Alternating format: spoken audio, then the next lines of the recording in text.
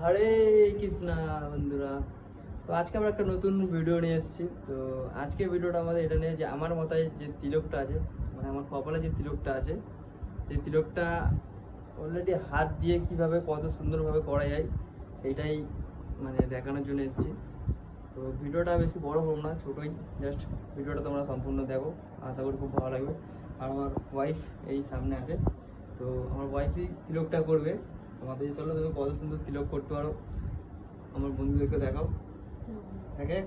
চলো তিলকটা করো হাত দিয়ে, চলো তিলকটা শুরু করো। দাঁড়িয়ে যাই।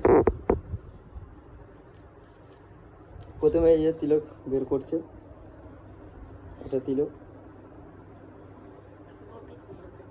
এটা গোপী তিলক, আর এটা গঙ্গা জল। কি করছো, হাত দিয়ে পড়ে যাচ্ছে সব জল। তিলকটা প্রথমে হাতে নিয়ে নেওয়া হচ্ছে।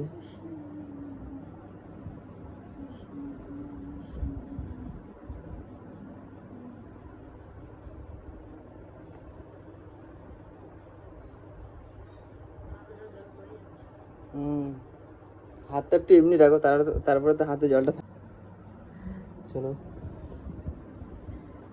তারপরে তো একটা ছোট আয়না আছে, যাতে এটা বানানোর জন্য ছোট আয়না নিয়েছে, বড় আয়না নিতে চাইনি। তো ছোট আয়না দিয়ে কীভাবে বানাবে, চলো চলো দেখাও তুমি।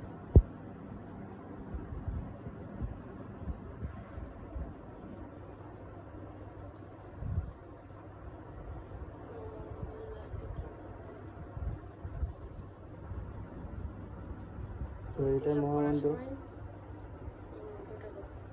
এই তিলকটা করার জন্য করার সময় মন্ত্রটা বলতে হয়, কেশবায় নমঃ।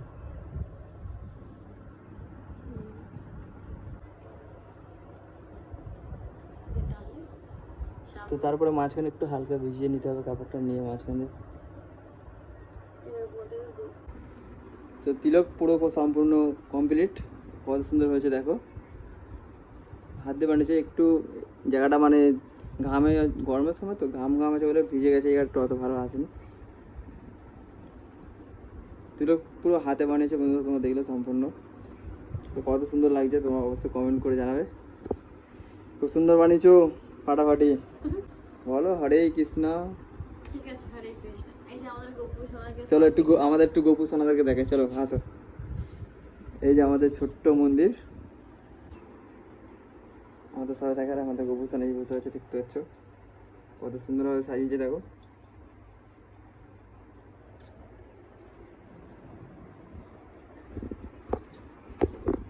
তো দেখতেই পারলে আমাদের ছোট মন্দির।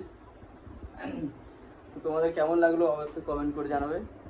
তো আজকে আমাদের ভিডিওটা এতদূর, তো আবার দেখা হচ্ছে নেক্সট ভিডিওতে। আজকে এতটুকু, হরে কৃষ্ণ, হরে কৃষ্ণ, টাটা। আবার দেখা হবে নেক্সট ভিডিওতে, টাটা।